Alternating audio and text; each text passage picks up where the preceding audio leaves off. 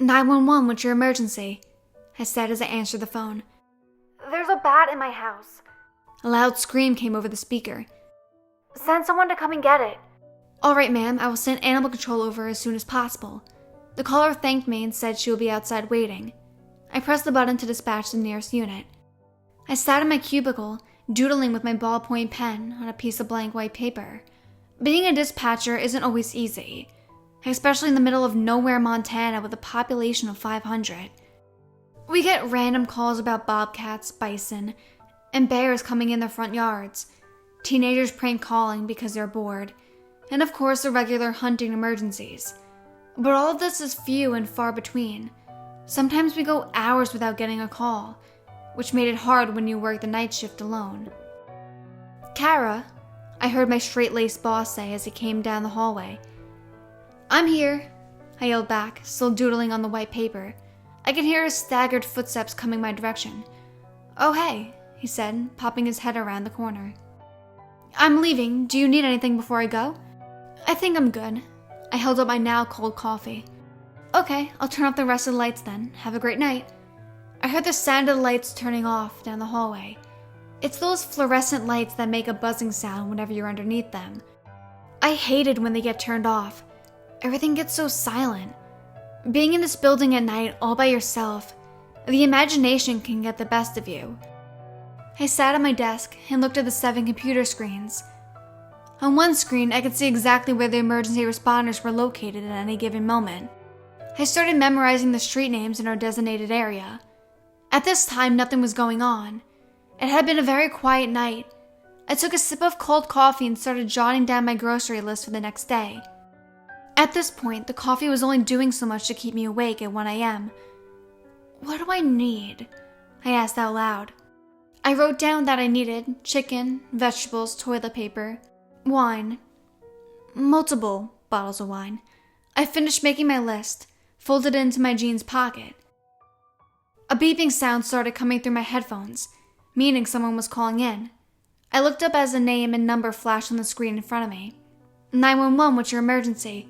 I said clearly to the person on the other line. I need help, a child's voice said. What's your name? What can I help you with? I said back to the frightened young girl. I need help, she said again. I replied, I can't help you unless you tell me what's wrong. And then the phone line went dead. I immediately dialed the phone number back, but there was no dial tone and it wouldn't reconnect. I decided to call one of my responding officers to check it out. Jenkins, I need you to respond to 5689 Hickory Valley Road. There could be a possible VIC. I tried calling her back, but I got no answer. I said into my headphones. Thanks, Kara. I hope you're having a good night all by your lonesome. He started laughing. What are you gonna do all by yourself in that little cubicle of yours? You're an asshole. As a matter of fact, I'm having a great night by myself. Keep me updated, I said back. Roger that. I sat back in my chair, looked at the right-hand screen. A red dot started moving slowly to the area where the young girl called from. I watched as they got closer and closer. Then the dot just stopped. This usually meant the responding officer got to the location, or close to it. Our map showed streets, but it didn't pinpoint the exact spot. As I waited for Jenkins to call me back, I took another sip of coffee. I watched the clock as it slowly passed, second by second, minute by minute. I was about to ring him back when the computers lit up. 911 dispatch, what's the exact location of your emergency? I looked up as the name and phone number flashed on the screen. This time, I said the name out loud. Olivia Taylor. I tried calling you back, but we couldn't get an answer. A responding officer should be there shortly, I said fast but in a stern manner. Why won't you help me? She whimpered. I could hear her crying on the other line. We are trying to help you, Olivia. Someone should be there any second, I promise you. Can you stay on the line with me? I said while trying to get my shit together. Closet. You can find us in the closet. I could hear another distant whimpering that wasn't coming from the VIC in the phone. Olivia, is there someone else with you? My heart felt like it was going to fall out of my chest. I have to go. He will hear me, she cried out.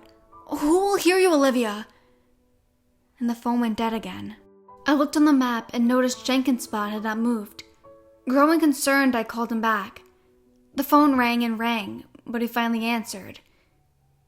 Jenkins, I said with authority. Look, Kara, you can't help being in that place by yourself. You have to call me all the time. He tried to make a joke, but soon realized I wasn't playing around. Wait, what's going on? Are you okay? I got another call from the VIC. What's your ETA? I closed my eyes and tried to stay calm. This is part of their job requirement. Waiting for backup. This place is out in the middle of nowhere. There's only a path through the woods that the cruiser can't fit through.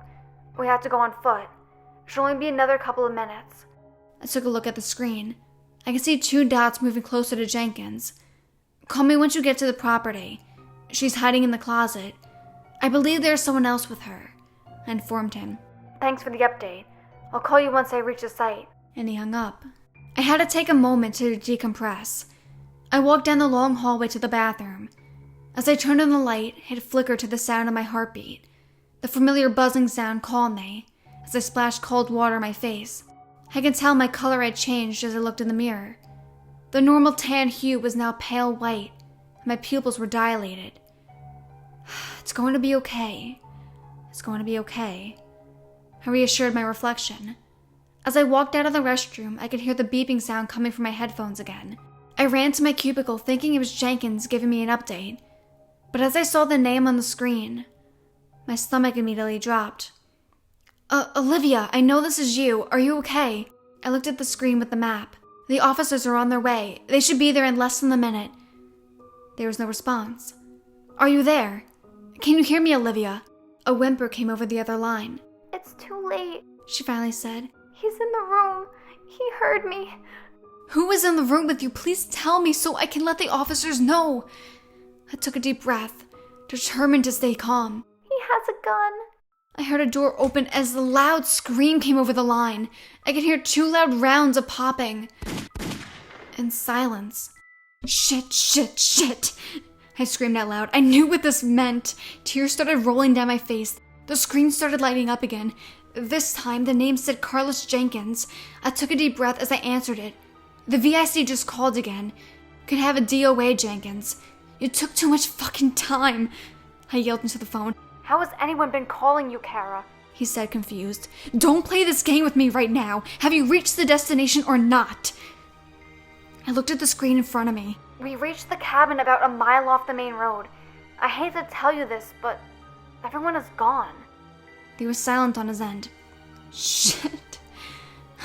I rubbed my face. The skin began to get hot from anger. But I don't understand how anyone could have called you tonight. I looked up from my desk confused. Wait. What do you mean? We found 3 sets of skeletal remains.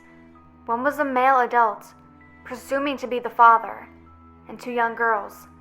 The remains have to be at least 12 months old. My chest got tight and the room started spinning. I was about to pass out. The weird thing is, Jenkins started to say, we found the 2 female skeletons in the closet, but one had a cordless phone in their hand. Trying to get help, I guess.